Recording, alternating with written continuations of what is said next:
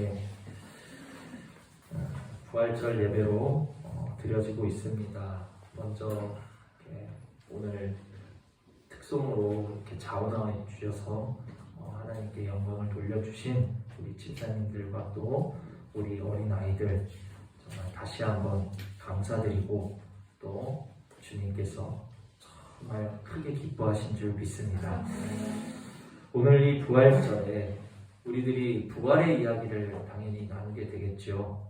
오늘 주신 이 말씀을 통해서 바라기는 저와 여러분들이 부활을 이해하는 것을 넘어서 우리가 부활을 깨닫는 것을 넘어서 주님이 우리에게 진정 바라시는 것은 우리들이 부활의 증인된 삶을 살아가기를 원하신다는 것을 우리가 마음에 새기시고 함께 말씀을 나누실 때 큰 은혜가 예비된 줄 믿습니다. 자, 부활절이 무엇인지 다 아실 것입니다. 부활절 하면 우리 담비도 알아요. 예수님께서 부활하신 날이죠. 그리스도께서 십자가에 죽으시고 3일 만에 사망을 이기시고 다시 살아나신 것을 기념하는 날이 부활절입니다. 그런데 주님께서 부활하시던 이때 2000년 전 이 당시만 하더라도 구약의 성도들은 안식일을 구별하여서 거룩히 지키던 때였어요. 안식일은 언제입니까? 창조의 마지막 날이죠. 안식일은 지금의 요일로 치자면 토요일입니다.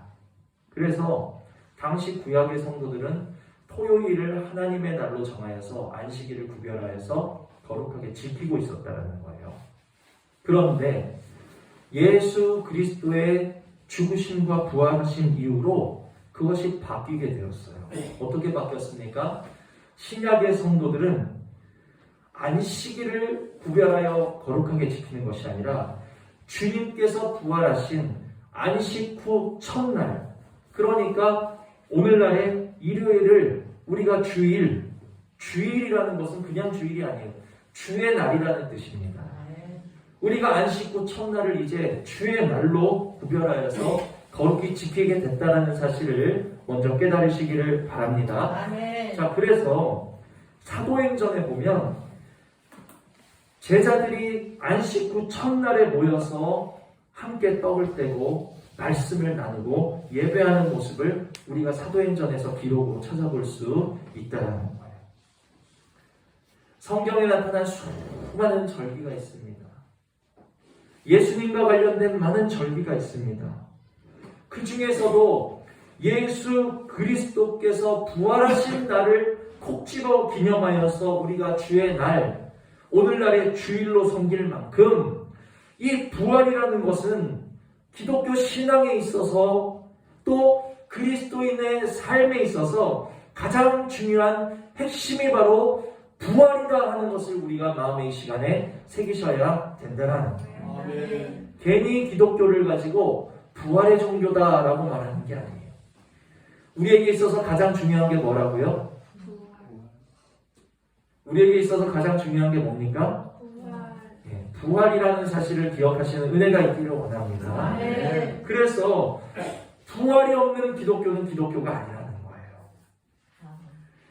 부활의 소망이 전해지지 않는 복음은 또한 복음이 아니라는 것입니다. 그러면 부활이 없는 기독교만 기독교가 아니고 부활이 없는 복음만 복음이 아닌 것입니까? 아니죠. 부활이 없는 성도 역시도 성도라고 할 수 없다라는 사실을 깨달으시고 주님, 오늘 이 예배를 통해서 부활이 우리 각자의 심령 가운데 깊게 새겨지는 역사 있는 시간 되게 하여 달라고 기도로 말씀을 나누실 수 있는 은혜가 있기를 원한다. 아멘. 부활을 내가 이해하는 것도 중요하고 부활을 깨닫는 것도 중요하지만 부활의 소망이 내 안에 우리의 신비에 깊게 새겨져서 항상 잊혀지지 아니하고 우리가 부활의 삶을 살아가심으로 인해 부활의 증인된 자리까지 열매 맺으며 나아가실 수 있는 은혜 있기를 주님의 이름으로 축복을 드립니다. 아멘. 우리 서로 돌아보시면서 옆 사람과 인사하십니다. 우리는 부활의 증인입니다. 우리는 부활의 증인입니다. 부활의 증인처럼 사실 수 있는 은혜가 있기를 원합니다. 그래서 우리가 이처럼 부활의 증인이 되어지고 또 부활을 깨닫기 위해서는 부활이 무엇인지에 대한 것을 우리가 먼저 좀 짚고 넘어가셔야 된다는 것.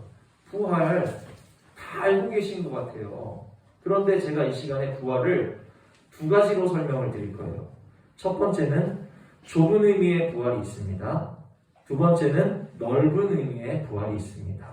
어떤 부활이 있다고요? 좁은 의미의 부활과 넓은 의미의 부활로 제가 설명을 드릴 텐데 이 설명을 잘 들으시고 부활이 무엇이라는 것을 우리 마음에 잘 새기실 수 있기를 원합니다. 자, 먼저 좁은 의미로의 부활을 먼저 제가 설명을 드릴게요. 좁은 의미의 부활, 이상하다. 처음 들어보는데 좁은 의미의 부활을 우리가 쉽게 설명하자면 다른 말로 거듭남이라고 할 수 있습니다. 여러분 뭐라고요? 거듭남. 이것이 좁은 의미의 부활이에요. 예수 그리스도를 믿는 믿음으로써 성도는 어떤 변화를 겪게 됩니다. 어제보다 오늘, 오늘보다 내일, 성도는 믿음으로써 어떻게 되어지는 사람들이에요? 정체되고 침체되고 고여있는 상태가 아니라 어제보다 오늘, 오늘보다 내일, 시간이 흐를수록 우리는 어떻게 되는 사람들? 변화되어지는 사람들이라는 사실을 마음에 새기시기를 바랍니다. 아멘. 이 변화가 바로 거듭남이라는 거예요. 아멘. 이 변화가 뭐라고요? 거듭남. 그러니까 어떻게 변하는 거예요? 날마다 육의 사람에서 어떻게 변합니까? 영의 사람으로 변하는 것이고 또 육의 사람에서 성령의 사람으로 날마다 변화되어지고 새로워지는 것, 이것이 바로 거듭남이자 좁은 의미의 부활이라는 것을 이해하시는 줄 믿습니다. 아멘. 자, 그렇다면 좁은 의미의 부활이 우리가 주님 안에서 믿음 안에서 말씀 안에서 날마다 변화되어지고 새로워지는 거듭남이 좁은 의미의 부활이라면, 자, 이제 넓은 의미의 부활은 뭘까요?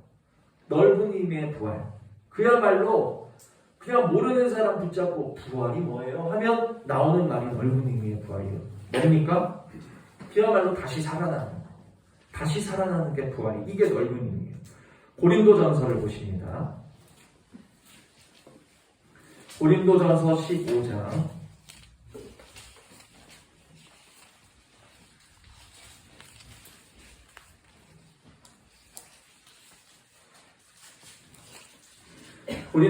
15장 20절, 자, 19절로 20절을 보십니다. 고린도전서 15장 19절로 20절. 자, 우리 함께 읽습니다. 시작. 만일 그리스도 안에서 우리가 바라는 것이 다만 이 세상의 삶뿐이면 모든 사람 가운데 우리가 더 불쌍한 자이라. 그러나 이제 그리스도께서 죽은 자 가운데서 다시 살아나사 잠자는 자들의 첫 열매가 되셨도다. 아멘. 자, 바울이 지금 뭐라고 이야기하고 있습니까? 19절을 보시면 우리가 바라는 것이 이 세상의 삶뿐이면, 이 세상의 삶뿐이면 이게 무슨 말입니까? 부활이 없다면 이라는 소리예요. 우리가 부활이 없이 이 세상만 소망하고 이 세상만 바라보고 사는 사람들이라면 이 뜻이에요. 부활이 없다면요, 여러분, 우리가 주님의 말씀대로 육체와 함께 우리의 정과 욕심을 십자가에 못 박아야 될 필요가 있습니까, 없습니까? 부활이 없으면 우리는 우리의 정과 욕심을 못 박을 필요가 없는 사람들이에요. 도리어 내 마음대로 살아야죠. 내 만족대로 살아야죠. 우리 육신의 유익을 구하면서 살아가야 되는 거예요. 누가? 부활이 없는 사람들은. 자, 그러나 20절 보시면 그러나입니다. 그러나 이제 그리스도께서 죽은 자 가운데서 다시 살아나사 잠자는 자들의 첫 열매가 되셨도다. 그리스도께서 다시 살아나셨다는 거예요. 그런데 이것은 주님만 개인적으로 다시 살아나신 것이 아니고 주님이 살아나신 것은 잠자는 자들의 첫 열매. 이것이 무슨 말입니까? 마지막 날에 세상 모든 사람들이 주님의 부활하심과 같이 첫 열매 되신 주님처럼 나중 열매 된 우리들도 함께 살아날 것을 지금 말씀하고 계신다는 것을 깨달으시기를 바랍니다. 이것이 부활이라는 거예요. 모두가 알고 있는 부활. 그러니까 대부분의 사람들이 부활이 뭡니까 하면 떠올리는 것은 좁은 의미의 부활, 거듭나는, 날마다 거듭나야 하는, 날마다 죽고 날마다 다시 사는 의미의 좁은 의미의 부활을 떠올리기보다는 뭘 떠올리는 거예요? 넓은 의미의 부활, 우리가 마지막 날에 죽은 자들이 다시 살아나는 그 부활을 떠올린다는 것입니다. 이렇게 부활은 좁은 의미의 부활과 넓은 의미의 부활 두 가지로 설명을 드릴 수 있는데 여러분 이해하셨죠? 그런데 중요한 게 있습니다. 가나안에 들어가기 위해서는 여러분, 이스라엘 백성이 출애굽을 하여서 가나안에 들어가기 위해서는 어디를 지나야 했죠? 광야를 지나야 합니다. 반드시 광야를 거쳐야지만 가나안에 들어갈 수 있는 줄 믿습니다. 광야를 거치지 않고서는 가나안에 들어갈 수 없다는 거예요. 마찬가지로 그리스도와 함께 다스리며 왕노릇하며 주인의 즐거움에 참여하며 즐거워하는 그 영광스러운 온전한 부활에 참여하기 위해서는 우리가 반드시 거치셔야 되는 것인데 그게 뭐예요? 좁은 의미의 부활이라. 이 좁은 의미의 부활, 날마다 내가 죽고 날마다 그리스도와 함께 다시 사는 이 거듭남을 맛보고 체험하지 않으면 결코 영광스러운 부활에 참여할 수 없고 도리어 어디에 참여하게 됩니까? 둘째 사망에 참여할 수밖에 없다는 사실을 우리들이 깨달으실 수 있는 은혜가 있기를 주님의 이름으로 축복을 드린다는 거예요. 그래서 부활은 넓은 의미의 부활이 있고 좁은 의미의 부활이 있지만 중요한 것은 좁은 의미의 부활이다. 우리가 거듭남을 맛보는 것이다. 날마다 십자가에 우리 자신을 못 박고 날마다 정과 욕심을 죽이면서 그리스도와 함께 다시 살아나는 날마다 새로워지는 변화가 있는 거듭남의 부활이 우리에게 있어서 무엇보다 중요하다. 우리가 그 거듭남을 맛본다면 우리도 마지막 날에 주님과 함께 왕노릇하는 생명의 부활, 영광의 부활로 나아가게 된다는 것을 제가 지금까지 말씀을 드렸습니다. 그래서 사도 바울은 이 사실을 사도 바울도 알고 있었다는 거예요. 그래서 사도 바울이 뭐라고 합니까? 고린도전서 15장, 우리 펼치신 곳 31절을 보시면 15장 31절 함께 읽습니다. 시작. 형제들아, 내가 그리스도 예수 우리 주 안에서 가진 바 너희에 대한 나의 자랑을 두고 단언하노니 나는 날마다 죽노라. 아멘. 사도 바울의 자랑은 뭐였어요? 내가 그 참 유대인으로서 섞이지 않은 유대인으로서 내가 로마 시민권도 함께 가지고 있고 나는 가말리아의 문화에서 나는 엘리트 교육을 받았으며 나는 유대교에 열심이어서 나는 바리새인이어서 나는 하나님의 당한 열심이 있었고 의로는 율법에 의로는 흠이 없는 자였고 열심으로는 교회를 핍박하는 바울의 자랑은 이런 것이 아니었어요. 자기가 이루는 삶에서 이루는 육신의 업적이 자랑이 아니라 도리어 바울은 그 모든 것들을 배설물로 여기면서 그가 자랑한 것은 오직 한 가지, 나는 날마다 어떻게 해요? 죽노라. 우리의 자랑이 바뀌실 수 있는 은혜가 있기를 원합니다.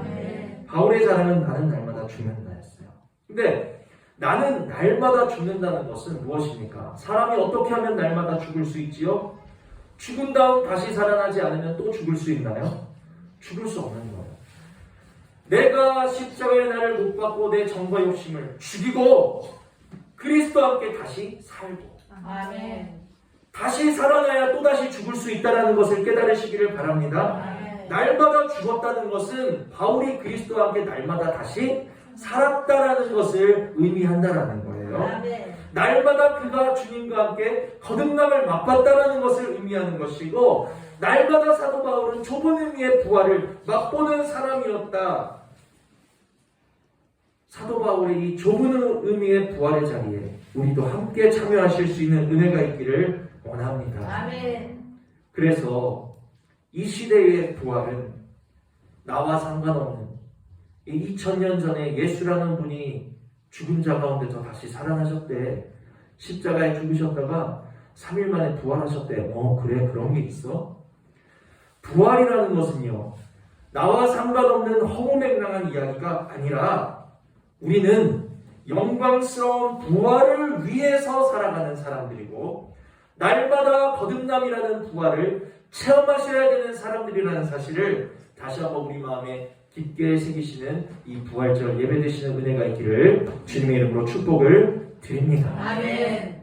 그래서 제가 지금까지 부활이란 무엇인가, 우리가 부활의 증인이요 부활을 이해하기 위해서 부활이란 무엇인가 하는 것을 좁은 의미의 부활과 넓은 의미의 부활로 제가 말씀을 드렸는데 어떻게 잘 이해가 되셨나요? 아멘.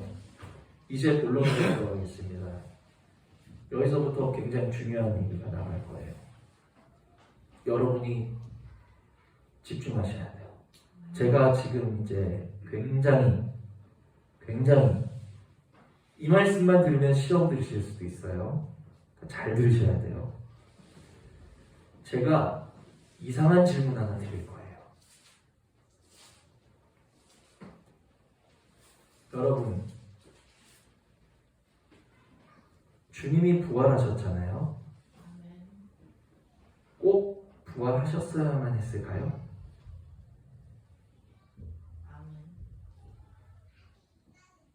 되게 이상하죠?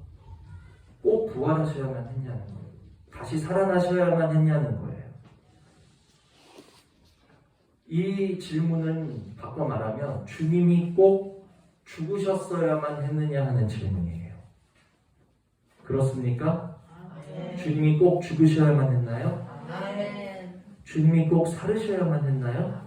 아멘. 왜 주님은 죽으시고 왜 부활하셔야만 했을까요? 아시는 분? 함정 아니에요. 제가 뭐를 꼬아서 말씀드리려는 게 아니니까 안심하시고 한번 왜 죽으시고 왜 부활하셔야 됐는지, 왜 하나님의 아들께서 죽으시고 왜 하나님 아들께서 부활하셔야 됐는지 그 이유를 아시는 분 말씀 좀 해보세요. 죽으신 이유는 뭡니까? 나를 사랑하셔서 나이보다 죽음으로 확증하시려고. 아니 대부분 왜 죽으셨나요? 물어보시면 제가 당황했어요. 우리 죄를 대속하시기 위한 속죄의 제물로, 희생의 제물로 드려지시기 위해서 죽으셨다. 아멘. 하나님과 원수된 우리가 다시 하나님과 하나 되어지고 화목해 하시는 화목의 제물로 드려지셨기 때문에 죽으셨다. 이게 죽으신 이유예요. 조금 더 말씀으로 나아가자면 주님의 죽으심에 합하여 우리도 죽은 자 되게 하시기 위해서, 율법의 요구로부터 죽은 자 되게 하시기 위해서 주님은 죽으실 수밖에 없었다. 이게 죽으심에 대한 모범 답안일 것입니다. 맞습니까? 아멘. 또 부활하신 이유는 왜죠? 우리 동기 집사님 한번 얘기해 보세요. 죽으신 이유 잘 얘기했으니까 부활하신 이유는 왜예요? 저를 사랑하셔서. 부활하신 이유의 모범적인 답안은요, 잠자는 자들의 첫 열매가 되시기 위해서요. 아멘. 모든 성도들이 그리스도와 함께 영광의 부활에 참여하는 자들 되시기 위해서 주님이 부활하셨다는 거예요. 이것이 죽으심과 부활하심에 대한 성경의 답이고 모범적인 대답일 것이에요. 어디 가서 왜 죽으셨습니까? 왜 부활하셨습니까? 누가 묻는다면 이렇게 말씀하시면 무리가 없는 대답이에요. 그런데 제 질문은 꼭 그러셔야만 했냐는 거예요.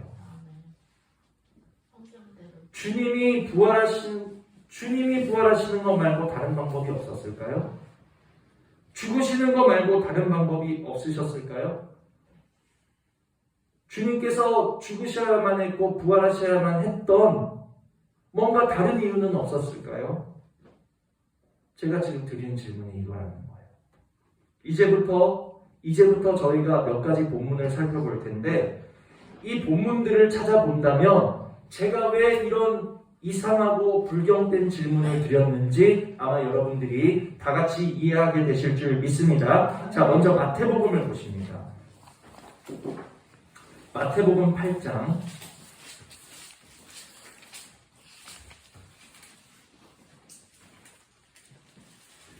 마태복음 8장 14절로 17절입니다. 마태복음 8장 14절로 17절 다 찾으셨으면 저 여러분 한 목소리로 읽습니다.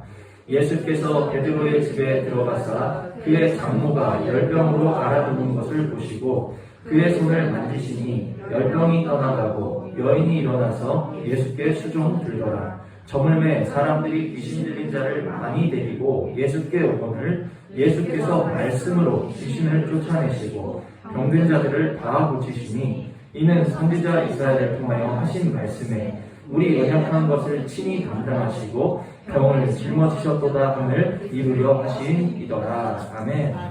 자, 이 본문은요, 베드로의 장모가 걸린 열병을 고치시는 예수님의 모습입니다. 이 예수님이 기적을 행하셨다, 치유를 행하셨다라는 소식을 듣고 이제 그날 저녁에 사람들이 그 마을에 그냥 문제 있는 사람들을 다 데리고 예수님께 찾아온 거예요. 그런데 예수님께서 귀신들을 다 쫓아내시고 병든 자들을 다 고쳐주셨는데 지금 무엇으로 귀신을 쫓고 무엇으로 고치고 계십니까? 16절 보니까 무엇으로 쫓아내셨어요? 예수께서 뭐로요? 말씀으로 귀신들을 쫓아내시고 병든 자들을 다 고치셨다. 예수님께서 귀신을 말씀으로 쫓으시고 그 병든 것을 뭘로 고치셨어요? 말씀으로 고치셨다라는 거예요. 우리가 이것을 마음에 새기시기를 바랍니다. 자, 마태복음 9장을 보십니다. 한 장 뒤로 넘기시면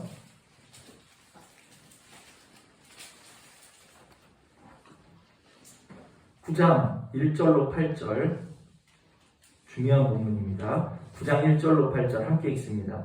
예수께서 배에 오르사 건너가 본 동네에 이르시니 침상에 누운 중풍병자를 사람들이 데리고 오거늘 예수께서 그들의 믿음을 보시고 중풍병자에게 이르시되 작은 자야 안심하라 내 죄사함을 받았느니라. 어떤 서기관들이 속으로 이르되 이 사람이 신성을 모독하도다. 예수께서 그 생각을 아시고 이르시되 너희가 어찌하여 마음에 악한 생각을 하느냐. 내 죄사함을 받았느니라 하는 말과 일어나 걸어가라 하는 말 중에 어느 것이 쉽겠느냐. 그러나 인자가 세상에서 죄를 사하는 권능이 있는 줄을 너희로 알게 하려 하노라 하시고 중풍병자에게 말씀하시되 일어나 내 침상을 가지고 집으로 가라 하시니 그가 일어나 집으로 돌아가거늘 무리가 보고 두려워하며 이런 권능을 사람에게 주신 하나님께 영광을 돌리니라. 아멘. 예수님께서 침상에 누워서 거동할 수 없는 중풍병자에게 뭐라고 말씀하셨어요? 6절을 보니까 일어나 내 침상을 가지고 집으로 가라 말씀하셨어요. 말씀을 하시니까 7절에 그가 일어나 집으로 돌아가거늘. 예수님께서 그 병든 자, 거동할 수 없는 자를 무엇으로 고치고 계십니까? 아까 베드로의 장모 본문에서 본 것처럼 말씀으로만 지금 고치고 계시는 거예요. 말씀으로 명하시니까 중풍병자가 일어난 거예요. 자, 그런데 우리가 이 본문에서 주목하셔야 될 것은 일어나 가라 라고 말씀하시기 전에 또 무엇을 말씀하셨냐는 거예요. 2절을 보시니까 뭐라고 말씀하셨어요? 작은 자야 안심하라. 뭐예요? 내 죄사함을 받아들이라. 이게 충격적인 거예요. 지금 죄사함을 뭘로 주고 계시는 거예요? 뭘로 죄사함 주고 계시는 거예요?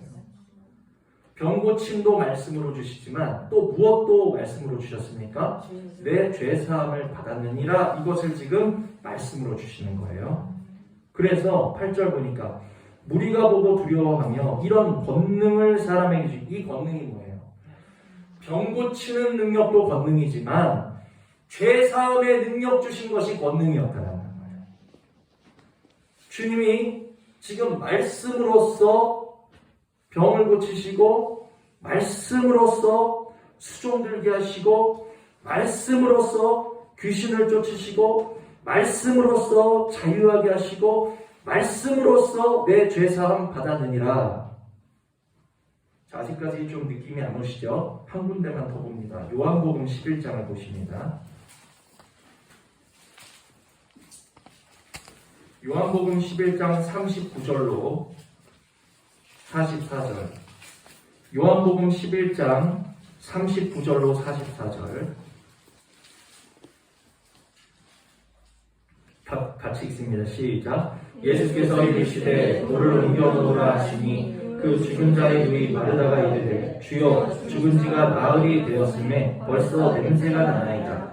예수께서 이르시되 내 말이 내가 믿으면 하나님의 영광을 보리라 하지 아니하였느냐 하시니 돌을 옮겨 놓으니 예수께서 눈을 들어 우러러 보시고 이르시되 아버지여 내 말을 들으신 것을 감사하나이다. 항상 내 말을 들으시는 줄을 내가 알았나이다. 그러나 이 말씀하옵는 것은 둘러선 무리를 위함이니 곧 아버지께서 나를 보내신 것을 그들로 믿게 하려 함이니이다. 이 말씀을 하시고 큰 소리로 나사로야 나오라 부르시니 죽은 자가 수족을 배로 동인 채로 나오는데 그 얼굴은 수건에 쌓였더라. 예수께서 이르시되 풀어놓아 다니게 하라 하시니라. 아멘. 마지막 본문이에요. 나사로를 지금 다시 살리고 계시는 본문입니다. 나사로의 상태는 어떻습니까? 죽은 지 몇 시간 되지 않은, 아직 온기가 남아있는 그런 상태였나요? 39절 보니까 그 죽은 자의 누이 마르다가 이르되 주여 죽은 지가 나흘이 되었음에 벌써 냄새가 나나이다. 이게 뭐예요? 완전히 끝난 거예요. 살 소망이 없는 거예요. 시신이 썩어서 부패하여서 지금 냄새가 나는 지경에 이르렀다는 거예요. 이것은 도저히 다시 살아날 가망도 없고 소망도 없는 그런 상태이죠. 그런데 예수님께서 이렇게 썩고 부패하고 썩는 냄새가 나는 시체에 불과한 나사로를 어떻게 하십니까? 다시 살리고 계시는 거예요. 다시 살리시는데 어떻게 살리세요? 자, 43절 보시면 이 말씀을 하시고 큰 소리로 어떻게 해요? 나사로야 나오라 부르시니.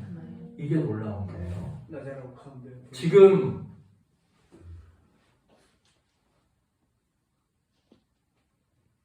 지금 예수님이 무엇으로 나사로를 살리신 거예요?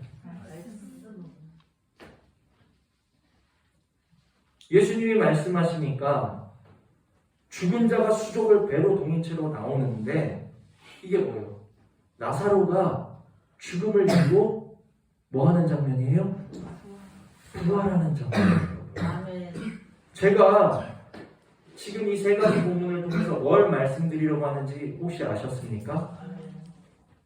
제가 처음에 드린 질문이 뭐예요? 왜 예수님이 부활하셔야만 했죠?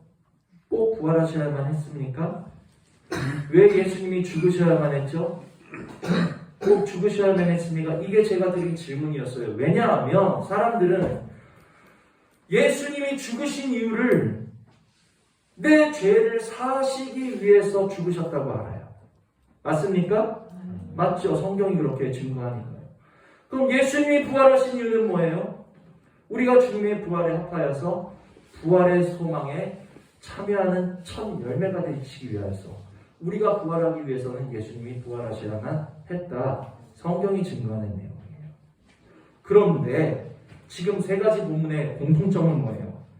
병을 고치시고 귀신을 쫓으시고 성도가 온전해져서 예수를 따르게 하시고 죄사함을 주시는 것도, 사망에서 생명으로 부활의 자리로 부르시는 것도 지금 모두 무엇으로 이루고 계시는 거예요?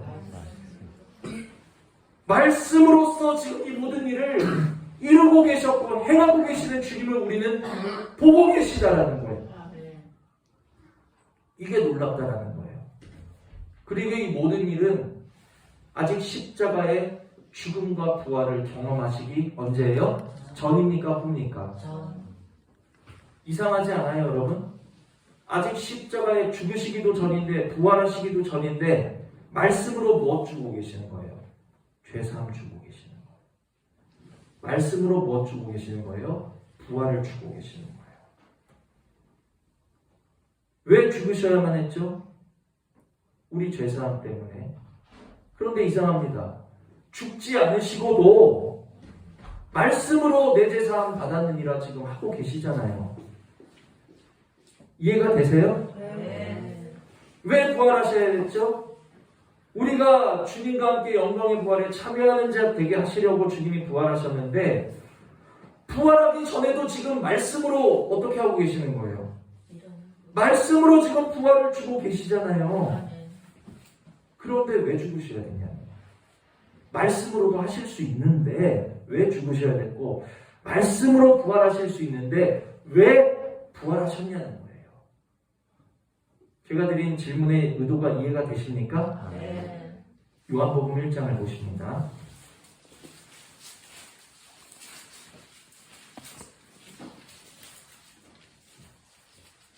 요한복음 1장 1절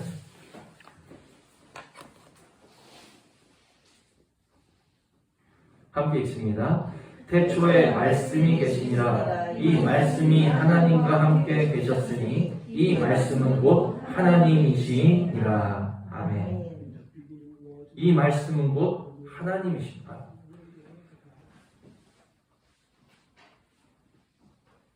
제가 정말 설교하기 힘듭니다. 지금 굉장히 예민한 상태예요. 여러분들이 집중을 잘 해주셔. 제가 까딱하면 흔들리고 다른 말을 할 수가 있어요. 이 말씀은 곧 하나님이시라. 이 말씀이 누구십니까? 성자 하나님이신 예수 그리스도시라는 거예요. 지금. 그런데 이 말씀이신 그리스도 하나님께서 무엇을 하고 계세요? 3절에 보니까 함께 읽습니다. 만물이 그로 말미암아 지은 바 되었으니 지은 것이 하나도 그거 없이는 된 것이 없느니라. 만물이 그로 말미암아 지은 바 됐어요. 그가 누구예요? 말씀이신 하나님 예수 그리스도라는 거예요. 그러니까 그리스도께서는 말씀이신 하나님이시고 이 온 우주 만물을 지금 무엇으로 창조하신 거예요? 말씀으로. 말씀이신 하나님은 말씀으로 온 우주 만물을 창조하신 분이고 말씀으로 능히 죄사함을 주시는 분이고 말씀으로 능히 부활 생명의 부활의 자리로 불러내실 수 있는 분이신데 왜 이 능력이신 말씀이신 주님께서 말씀으로 충분히 하실 수 있는 그 일을 말씀으로 하지 않으시고 죽으셨냐는 거예요. 왜 말씀으로 하지 않으시고 당신이 친히 죽으시고 친히 부활하셨냐는 거예요.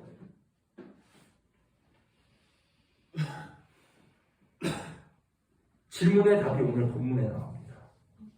로마서로 돌아가시면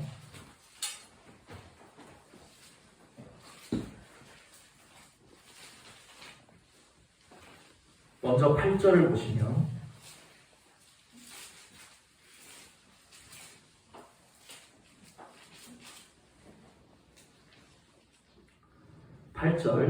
우리 함께 읽습니다. 시작. 우리가 아직 죄인이 되었을 때에 그리스도께서 우리를 위하여 죽으심으로 하나님께서 우리에 대한 자기의 사랑을 확증하셨느니라. 아멘. 그리스도께서 우리를 위하여 죽으심으로 예수가 우리를 위하여 하나님 말씀의 능력을 가지신 분이 우리를 위하여 왜 죽으셔야 했는지에 대한 이유가 나오고 있는 본문인데 죽으심으로 지금 뭐 하셨어요? 하나님께서 우리에 대한 뭐를요? 자기의 사랑을 확증하셨느니라. 주님은 말씀으로 모든 것을 하실 수 있었던 분이에요. 죄사함도 말씀으로 능히 주실 수 있었고 그러나 한 가지 우리를 향한 당신의 사랑을 증거하시는 것만큼은 말씀으로도 하실 수 없었던 거예요. 죽으심 말고는 우리를 향한 사랑을 증거할 방법이 없었기 때문에 예수님이 죽으셨다라는 사실을 우리 마음에 새기시는 은혜가 있기를 원합니다. 아멘. 이것을 아셔야 된다. 물론 누군가 저에게 목사님 예수님이 왜 죽으셨어야만 했어요? 이렇게 물으신다면 저는 역시 이렇게 말할 거예요.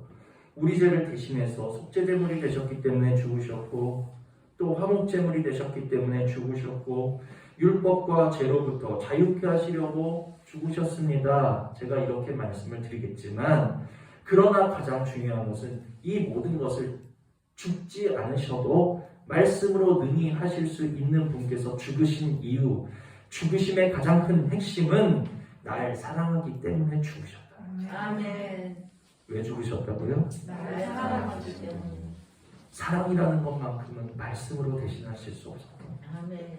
사랑을 증거하시기 위해서는 당신이 직접 행동하실 수밖에 없었다.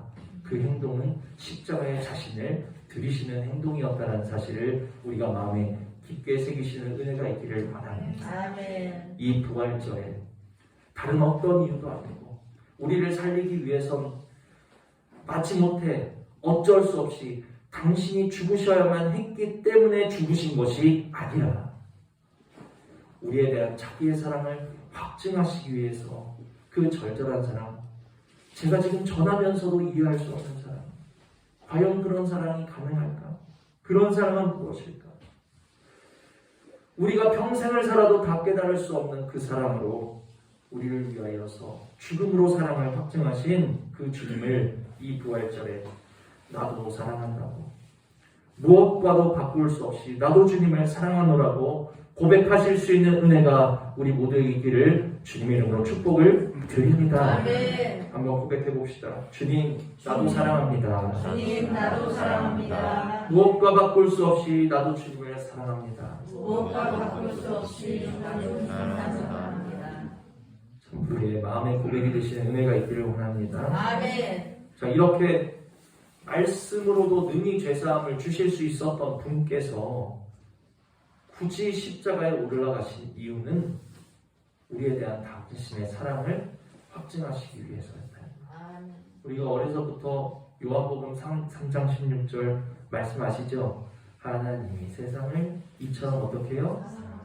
사랑하사 독생자를 주신 거예요.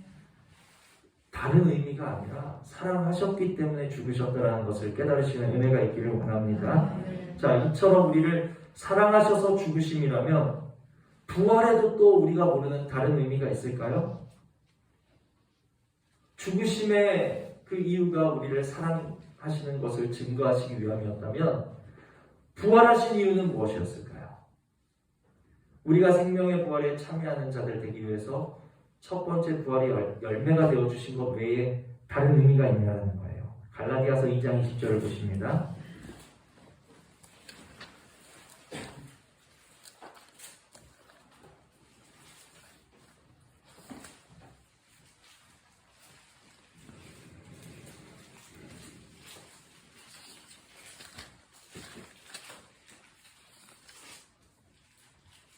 갈라디아서 2장 20절.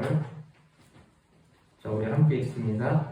내가 그리스도와 함께 십자가에 못 박혔나니 그런즉 이제는 내가 사는 것이 아니요 오직 내 몸에 그리스도께서 사시는 것이라. 이제 내가 육체 가운데 사는 것은 나를 사랑하사 나를 위하여 자기 자신을 버리신 하나님의 아들을 믿는 믿음 안에서 사는 것이라. 아멘. 예, 여기 보니까 내가 그리스도와 함께 십자가에 못 박혔다. 이건 뭐예요? 그리스도께서 십자가에 못 박혀 죽으시고 부활하신 그 일로 인해서 어떻게 되었습니까? 내가 그리스도와 함께, 주님이 십자가에 못 박혀 죽으셨는데 십자가에 못 박혀 죽으심으로 3일 만에 부활하셨어요. 그 부활하신 일로 인해서 어떻게 됐는가가 여기 기록되어 있어요. 그런즉 십자가에 못 박혔나니 그런즉 어떻게 해요? 이제는 내가 사는 것이 아니오 오직 여기서부터 중요합니다. 내 안에 누가 사시는 거예요? 그리스도께서 사시는 것이다. 이것이 부활의 이유라는 사실을 기억하시기를 바랍니다. 아멘. 주님이 부활하신 것은요, 죽으신 것은 우리를 사랑하사 그 사랑을 증거하시기 위해서 죽으심이고, 부활은 왜 부활하신 거예요? 우리 안에 사시. 네, 우리 안에 사시려. 아멘. 우리와 영원히 함께 사시려고, 우리를 너무나도 사랑하사 우리를 홀로 두지 아니하시고 우리와 함께 사시려고 주님은 부활하셔야 했고, 아멘. 우리를 사랑하시는 그것을 증거하시기 위해서 주님은 죽으셔야만 했다. 아멘. 말씀만으로도 내 죄사함을 받았느니라 하실 수 있으셨음에도 죽으신 이유는 나를 사랑하셔서 그 사랑을 증거하시기 위함이었고, 말씀만으로도 나오라, 그 사망에서 나오라, 그 죄에서 나오라, 말씀으로만 명하셔도 사망에서 생명으로 충분히 불러내실 수 있음에도 불구하고 친히 부활하신 이유는 생명의 영이 되셔서 오늘 제 안에, 여러분 안에 함께 우리와 함께 거하시고 동행하고자 하셨기 때문에 주님은 부활하셨고 주님은 죽으셨다라는 사실을 이 부활절에 깨달으실 수 있는 은혜가 있기를 주님의 이름으로 축복을 드립니다. 아멘. 그래서 이렇게 우리가 부활에 대해서 살펴봤다라는 거예요. 그러면 이제 우리를 사랑하사 죽으시고 우리를 너무나도 사랑하사 우리가 영원히 함께 하시려고 부활하신 그 주님이 바라시는 것은 우리도 주님의 사랑을 알아서 우리가 십자가의 증인이요 부활의 증인 되기를 원하신다라는 것을 깨달으실 수 있는 은혜가 있기를 바랍니다. 아멘. 마지막으로 요한일서를 보시고 말씀을 맺습니다. 요한일서 3장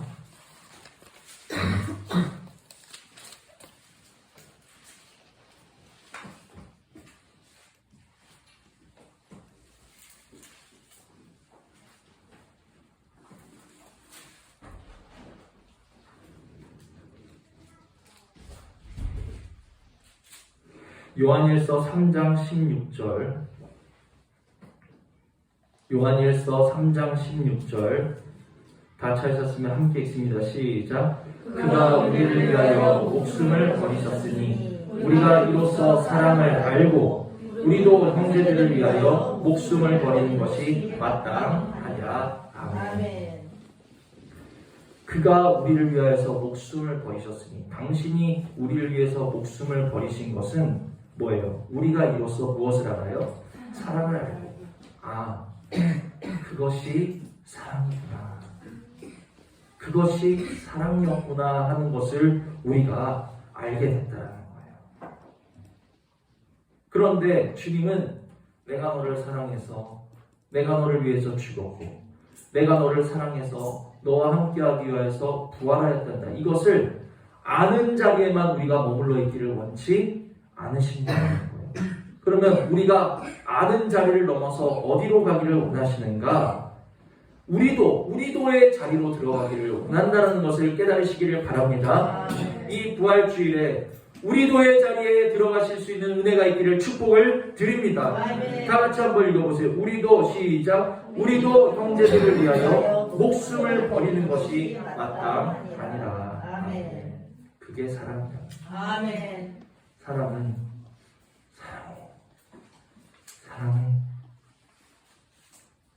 사랑은 말로 하는 게 아니라. 아멘. 사랑은 말로 하는 게 아니고 주님처럼 죽는 게 사랑이라는 것을 깨달으시기를 바랍니다. 아멘. 그런데 누구를 위해서 죽으셨어요? 죽을 만큼 사랑스러워서 죽으셨습니까? 아니면 이 정 목사가 심기만 하면 막 그냥 30배, 60배, 100배 생명의 열매를 맺는 좋은 땅이라서 이 마음 땅이 탐나셔가지고 죽으셨습니까? 아니에요.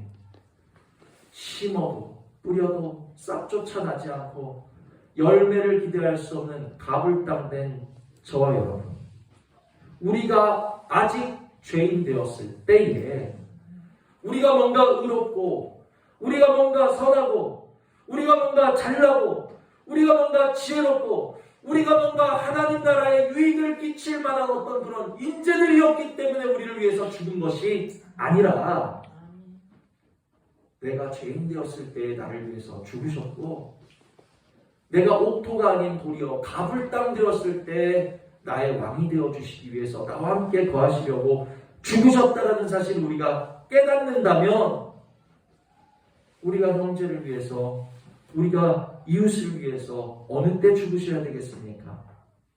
내 아내가 사랑스러워서 너무 사랑스러워서 에스더처럼 사랑스러워서 나라의 절반이라도 줄 만큼 사랑스러울 때 죽을 수 있습니까? 그건 주님의 사랑이 아니에요. 가불 땅 같아 보일 때 여기 주보 뒤에 보시면 펭귄이 오리를 너는 가불 땅이라고 타박을 하는 장면이 나오는데 내 옆 사람이 가불 땅 같아 보일지라도 참 쓸모없고 미련해 보일지라도 그를 위해서 나를 죽일 수 있는 거 그게 주님의 사랑이라는 거예요. 내가 나를 포기할 만하고 나를 죽일 만해서 그를 위해서 내가 죽음으로써 사랑을 표현하는 것이 아니고 그가 가불 땅 같을지라도 내 성에 차지 않고 내 마음에 들어 보이지 않는 그런 사람일지라도 그 이웃을 위해서 내가 내 욕심을 내려놓고 내 주장을 내려놓고 내 판단을 내려놓고 내 고집을 십자가에 내려놓을 수 있는 것 그것이 바로 사랑이라는 사실을 깨달으실 수 있는 저와 여러분 되시기를 주님의 이름으로 축복을 드립니다. 아멘. 부활의 증인이라는 건요 예수님 다시 살아나셨습니다. 여러분들은 살아나신 것을 믿으셔야 돼요. 할렐루야. 이게 부활의 증인이 아니에요.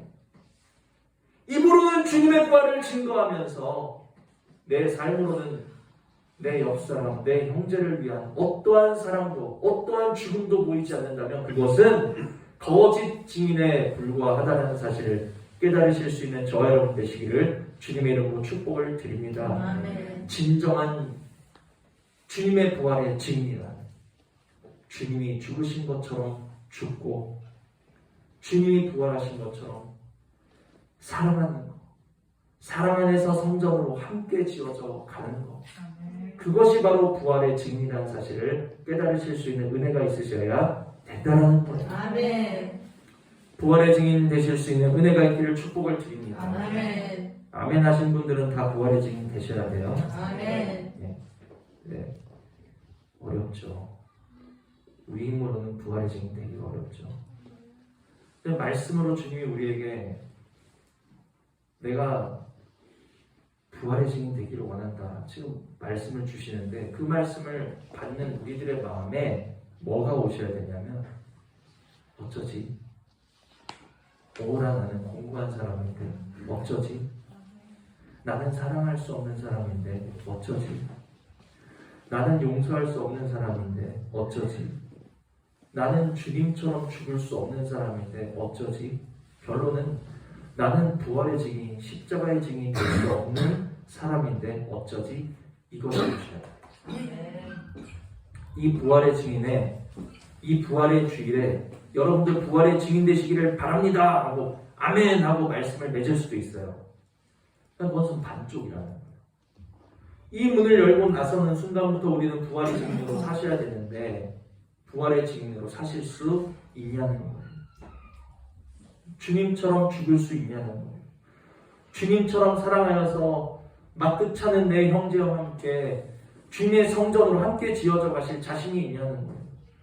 하나님이 주신 이 말씀 앞에 우리는 마지막으로 오라 나는 공부한 사람인데 어쩌지?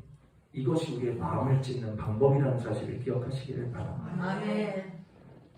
이스라엘의 왕이 나아만의 문둥병을 고쳐달라고 아람 왕으로부터 서신을 받고 어떻게 했어요? 옷을 찢은 것처럼 너희는 부활의 증인되라고 지금 제 입을 통해서 여러분은 하나님의 편지를 받으신 분들이에요. 서신을 받으셨어요. 그러면 하나님의 말씀 서신을 받아든 우리들의 해야 될 일은 뭐예요? 이 말씀 앞에서 내 마음을 찢는 거예요. 아멘. 이스라엘의 왕이 마음을 찢었을 때 그 소식을 누가 들었습니까? 엘리사가 듣고 그것은 당신의 문제가 아닙니다. 나에게로 보내십시오. 아멘. 우리가 마음을 찢으면 나 부활의 증인이 되고 싶고 나 주님을 사랑하고 싶고 나 이제 주님의 생명의 부활에 참여한 자로 성전으로 지어진 자가 되고 싶은데 형제를 사랑하고 싶은데 저를 용서하고 싶은데 함께 주님의 성전으로 지어가고 싶은데 나는 그럴 수 없는 사람이니 어쩌지 우리가 마음을 찢으면 주님이 나에게 맡겨라 우리에게 말씀하시는 것을 믿으시는 은혜가 있기를 원합니다. 아멘. 이 자리까지 나아가셔야지만이 진정 부활의 증인이라고. 아멘. 이 부활절에 하나님이 주시는 이 말씀 가지고 나 부활의 증인 되기를 원하는데 어쩌지 마음을 찢으셔서, 오라 나는 공부한 사람인데 어쩌지 마음을 찢으셔서 내가 있잖니.